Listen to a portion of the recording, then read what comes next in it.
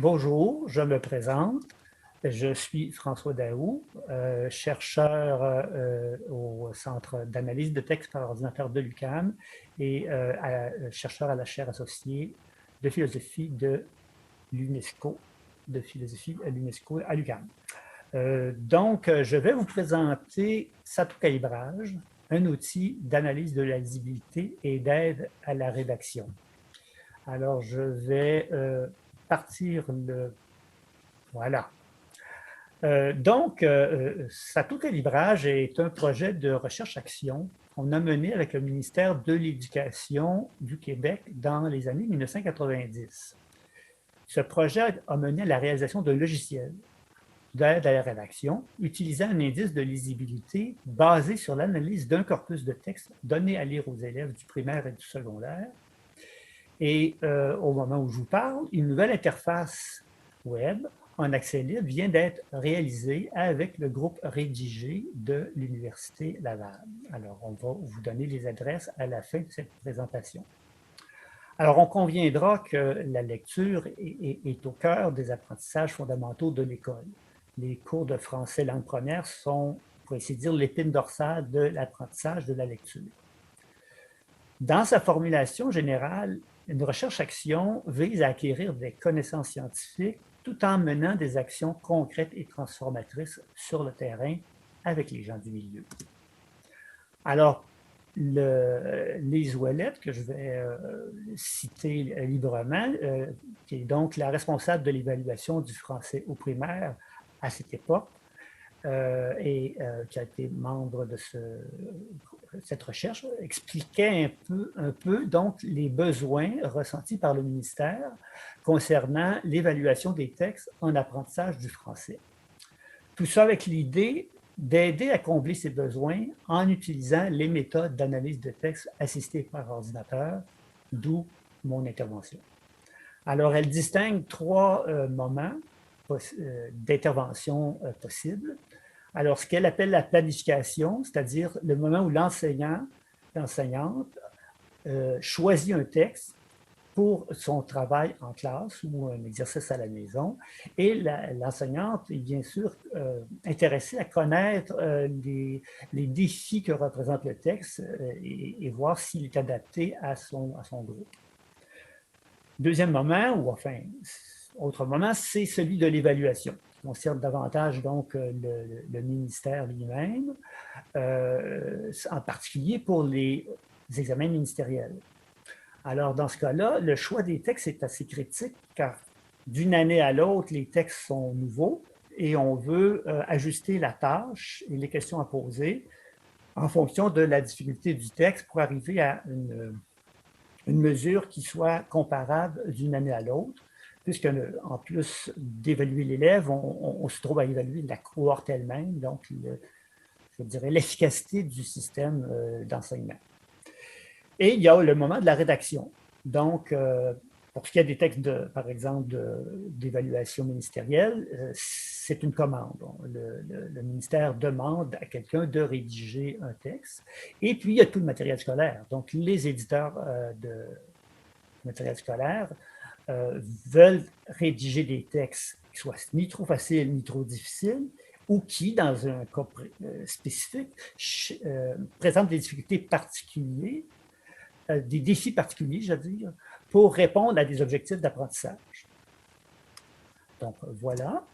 Alors, le ministère, à l'époque, avait aussi regardé en termes de publication qu'est-ce qui était proposé pour les questions de la lisibilité. Alors, je la cite, là, elle dit « Il faut noter que tous ces travaux établissent clairement les différents aspects à examiner lorsqu'on veut choisir un texte pour les élèves.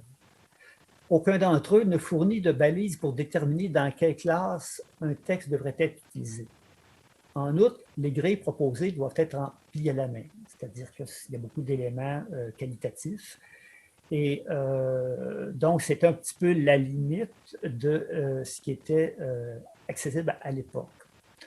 Alors, dans notre projet, donc, il ne s'agissait pas simplement de produire un indice de lisibilité en termes d'année scolaire, mais de fournir un outil pour identifier les caractéristiques d'un texte et aider à sa rédaction quand c'est possible. Donc, c'est vraiment une aide à la rédaction, fondamentalement, qui permet donc basé sur des outils de diagnostic.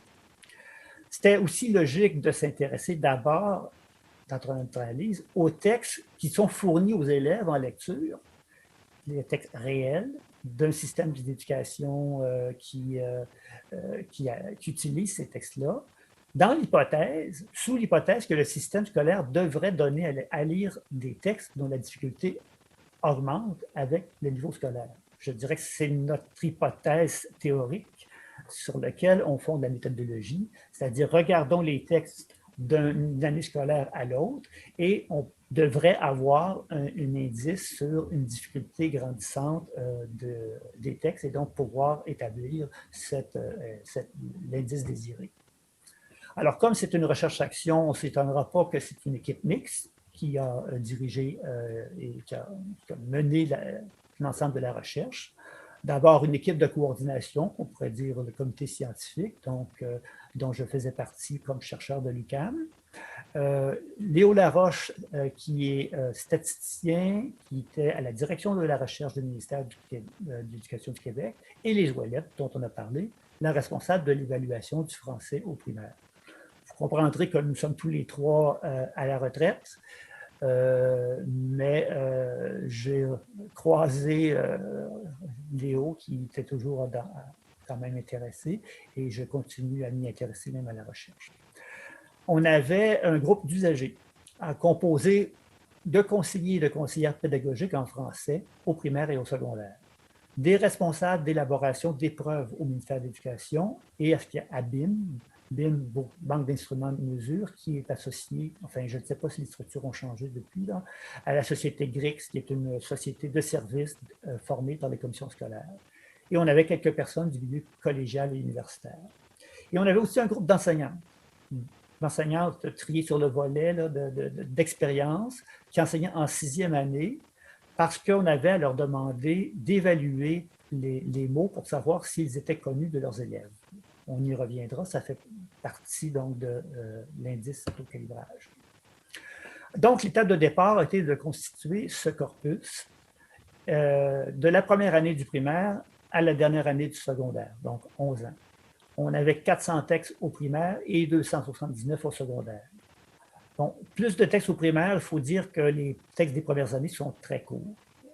Et on a commencé par le primaire, donc on a donné particulièrement de soins à assembler ce corpus. Il faut ajouter que le groupe d'usagers, plusieurs directions du ministère de l'Éducation ont contribué à fournir des textes représentatifs de leur milieu. Donc, c'est vraiment donc, le milieu qui nous a fourni les textes. Pour chacun, on avait la classe d'enseignement qui utilisait le texte.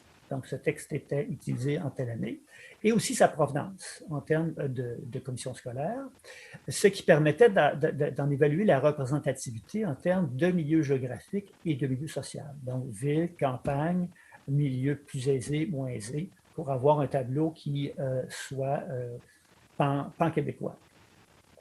Un processus de validation du corpus a permis d'évacuer des textes de genre trop peu représentés. On avait prévu d'avoir un indice sensible à la poésie, aux chansons, etc., mais on n'en avait pas assez de ces textes-là pour pouvoir faire un travail sérieux. Donc, ils ont dû être éliminés. On a vraiment donc un corpus de prose. Alors, à travailler sur le texte, à travailler sur le corpus et à sortir des éléments statistiques, on s'est aperçu qu'il y avait un accroc à l'hypothèse de départ de la difficulté croissante des textes selon la classe d'enseignement. Et les Ouellette nous a fourni tout à coup la clé de pourquoi. C'est que le programme de français du secondaire couvrant la période de sélection des textes, donc il était même avant 90, dans certains cas, prévoyait l'étude de textes de genre spécifiques selon la classe d'enseignement. Alors, on a ça dans le cahier de recherche, et je vois par exemple en 2e secondaire, on avait 13% des règles de jeu, donc qui est particulièrement facile, là. 58% de récits et seulement 29% d'articles de revue. Ce qui fait qu'on pouvait, dans le cursus scolaire, arriver à des années où les textes étaient plus faciles parce qu'on devait couvrir un genre qui était, je dirais, par essence plus facile. Ce qui va se traduire par un plateau, un fléchissement dans la courbe qu'on voulait, si on veut, linéaire de la première année à la 11e année et qui finalement donc ajoute certains biais, mais ce n'est pas dramatique. Il faut indiquer aussi que, comme je l'ai indiqué, les textes secondaires sont arrivés après les textes du primaire et peut-être qu'on a moins validé. Puis plus généralement, là, indépendamment du corpus, il faut considérer que l'apprentissage de base de la lecture s'effectue d'abord au primaire. Le secondaire aborde davantage l'apprentissage des genres et des procédés littéraires. Mais les élèves de 6e année savent. Alors tout de suite, je vous montre la courbe dite de l'indice Sato-calibrage et il est dit établi en tenant compte de la taille du texte. Je vous explique. C'est que quand on a un texte fourni en classe, soit dans un cadre d'une épreuve ou dans le cadre d'un exercice, le temps est limité et la longueur du texte va un peu conditionner la capacité de l'élève à y réagir. Alors, donc, il était normal de tenir compte de la longueur du texte dans cet indice, dans ce contexte-là. Mais on voulait aussi avoir la possibilité d'avoir un point de vue sur la littérature jeunesse, où là, donc, l'élève, l'enfant, lit un texte et puis il referme quand il n'a plus le temps, puis il recommence. Donc, il n'y a pas cette pression de temps. Donc, il y en a un deuxième indice qui est indépendant, où on a enlevé les variables relatives à la longueur du texte. Alors, on remarquera que c'est à peu près droit, relativement, et que le chiffre qu'on obtient se rapproche de l'année, mais n'est pas nécessairement exactement ça. Alors, les petits carrés, les points, c'est en fait la moyenne. La moyenne de l'indice pour, par exemple, la 6e année. Alors, la moyenne de l'indice nous donne 6,5, ce qui fait du sens, c'est entre 6 et 7, puisque entre le début de l'année et la fin de l'année, il y a bien sûr une évolution. Même chose pour la première année, ça donne 1,5.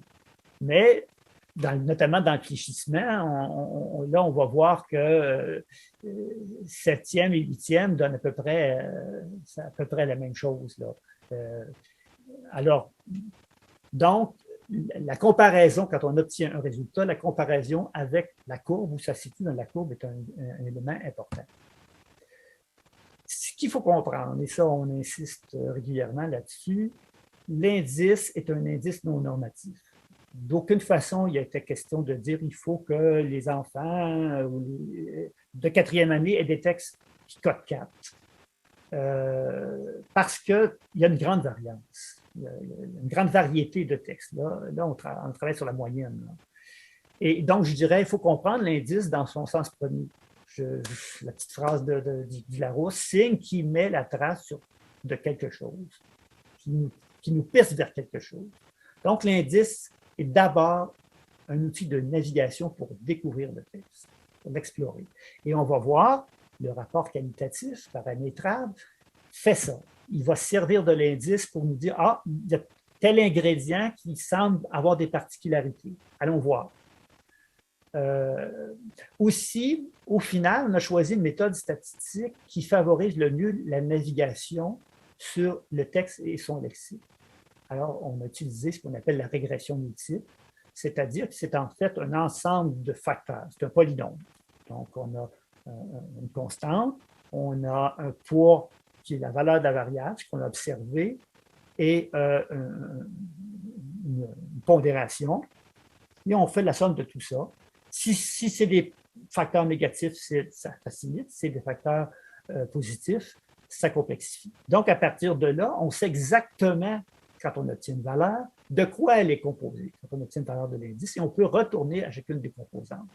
Ce n'est pas une boîte noire qui dit, le réseau de neurones nous a déterminé que ça fait telle valeur, ce qui est probablement peut-être plus performant que ce qu'on a utilisé, mais ce qui est plus difficile à utiliser en termes de navigation. Et on a utilisé aussi, donc Léo Laroche explique ça très bien dans le texte qu'il nous a produit, le stepwise, c'est-à-dire que dans la constitution de la droite, du polynôme, on rentre une variable, on les rentre toutes, parce qu'on avait déjà éliminé beaucoup de variables par des méthodes préalables, et il prend la plus performante. Donc, l'indice va classer les variables dans un ordre d'importance. Alors, je vous donne déjà quelques photos d'écran. Alors, celle-là nous donne la valeur d'un indice sensible à la longueur du texte de 13,6. Je vois que, parce que, le texte s'appelle SE5MG32. Secondaire 5, Marguerite Bourgeois, c'est la commission scolaire. 32, c'est tout simplement le 32e texte. Quand on va voir le texte, c'est un éditorial de Feu Marcel Adam du journal La Presse. Donc, on n'est pas dans Chaperon Rouge. C'est effectivement un texte difficile, mais utilisé.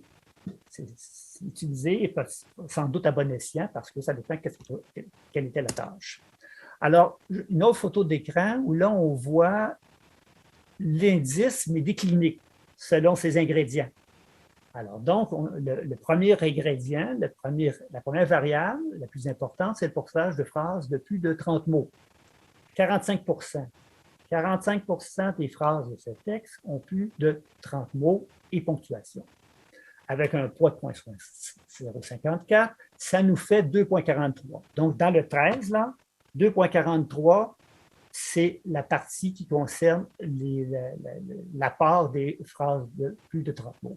Et là, on a l'équivalent, 11. Ça dit que ça ressemble, si on regarde dans la courbe, ça ressemble le plus à un texte de 11e année. Et si on clique, là, je ne suis pas en ligne, là, mais si je vais voir l'écran suivant, si on clique, on a la courbe de cette variable. Alors, on dit qu'elle varie de 0,042 à 24,72 dans la moyenne. Et donc, on voit que notre 45, comme on dit, il est en dehors de la carte. Il est très fort.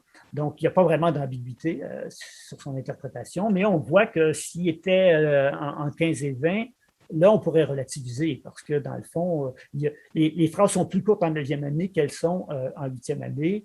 Et en 8e année, ça équivaut à peu près à 10e année. Donc, ça nous permet de se faire un point de vue, de relativiser les choses. Alors, le rapport qualitatif, qui est assez généreux, qui fournit différents outils. Par exemple, celui-là, qui est le premier, c'est qu'on peut déterminer une variable ou un élément là, qu'on juge intéressant, le choisir, et là, on a le texte qui va être, les mots qui correspondent aux critères seront soulignés. On peut parcourir le texte et voir cet aspect-là. On peut changer de critère et le texte va être coloré de façon différente. Il y en a aussi beaucoup de listes de mots.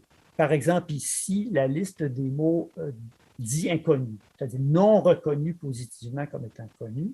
Et on a des éléments pour, encore là, faire une intervention.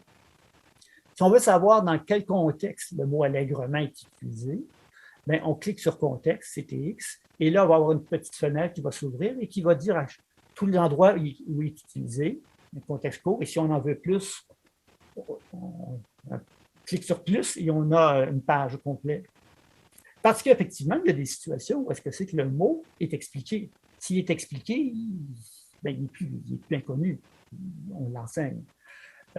Si on juge qu'il devrait être connu, on clique sur « Connu » et à ce moment-là, il va s'ajouter dans un dictionnaire personnel. C'est-à-dire que dans le système, on s'ouvre un compte sur le serveur et ce qu'on fait est conservé. Donc, on a le dictionnaire de base qui a été composé suite au travail des enseignants et un dictionnaire personnel où on rajoute les mots qu'on veut considérer comme connus dans les analyses subséquentes. Alors, juste pour terminer, il y avait dans cette recherche un processus, un suivi à long terme qui était prévu. On avait prévu un enrichissement du dictionnaire des mots connus au fur et à mesure que les enseignants et les conseillers pédagogiques faisaient des analyses, donc de cumuler leur dictionnaire personnel et de refaire, dans le fond, un comité d'enseignants qui vont déterminer, oui, oui, on est d'accord et celui-là, on le rajoute. On avait aussi prévu des corpus disciplinaires parce qu'on se disait, je sais pas, dans le cours de sciences naturelles ou quel que soit, là, de mathématiques, il y a des mots nouveaux, des mots spécifiques, mais qu'on enseigne, qui sont... mais le véhicule linguistique ne devrait pas être plus complexe. Je dirais la langue, le niveau de langue ne devrait pas être plus complexe que ce qu'on enseigne en français, langue première. Alors, c'est à vérifier parce qu'évidemment, les auteurs des livres pédagogiques, disons, en mathématiques, ne sont peut-être pas aussi informés que les enseignants ou les auteurs qui font du texte pour le français. Ce qu'on avait prévu aussi, c'est que périodiquement, mettons 5 ans ou 10 ans, on referait un corpus représentatif parce que le système scolaire évolue avec la société et il aurait été très intéressant de voir si l'indice tient la route et comment l'adapter. Et bon, ça n'a pas eu lieu parce que, bon, pour ceux qui s'en rappellent, il y a eu une vague de coupures budgétaires dans ces années-là. Et donc, là, la plupart, on a des projets de recherche à long terme avec les ministères ont arrêté. Et donc, on n'a pas pu faire ce suivi. Malgré tout, nous, on a continué à maintenir le logiciel, à passer du DOS, parce qu'à l'époque, c'était PC-DOS, le mettre sur le web et maintenant, avec l'équipe actuelle, de le mettre avec une interface sympathique. On a aussi utilisé l'application en dehors du milieu scolaire. Ce qui n'est pas du tout, je dirais, étonnant, dans la mesure où, si on revient à cette idée que le français enseigné à l'école est quand même la base. Mais on a la première expérimentation, moi, au départ, m'a un peu troublé parce qu'on avait une enseignante qui disait, moi, je veux l'essayer sur les textes des élèves. Alors, c'était une enseignante, je crois, de la Rive-Sud, une enseignante de français langue seconde. Là, on a essayé des textes de ses élèves et on s'est aperçu que l'indice autocalibrage donnait un indice de l'incompétence linguistique de l'élève et qui permettait d'identifier particulièrement les difficultés spécifiques à l'élève. Alors, c'est un peu, une fois qu'on regarde les résultats, c'est un peu compréhensible. Si l'élève maîtrise mal le français, les ponctuations, c'est une chose difficile. Il va probablement faire des phrases très longues et il va faire des fautes d'orthographe d'usage. Donc, il va générer des mots inconnus. Et puis, ce qu'elle nous disait, l'enseignante, c'est que là, je reconnais que là, c'est un hispanophone. Sa langue première, c'est l'espagnol parce qu'ils font des fautes spécifiques. Celui-là, il est vietnamien parce qu'il y a des sons qu'ils comprennent, qu'ils n'entendent pas. Donc, ça me permet de faire un suivi particulier de mes élèves par rapport à eux-mêmes, pas dans le cadre normatif, mais pour voir ce qu'ils s'acquièrent finalement. On a essayé aussi plusieurs fois pour des brochures et des textes administratifs. On nous a demandé d'évaluer et de proposer des améliorations. Et j'ai beaucoup travaillé dans ce cadre-là avec Claire Gédina-Chebat, une collègue linguiste, qui évaluait l'aspect graphique de ces publications, parce que c'est quand même un élément important de vulgarisation. Alors, on utilisait l'idée du dictionnaire personnel pour ajouter un vocabulaire disciplinaire, si on peut dire. Par exemple, on a évalué des extraits du formulaire d'impôt. C'était une demande de la vérificatrice générale. Alors, on s'est dit, c'est sûr qu'il y a des réalités d'adultes qu'il faut rajouter comme étant connues.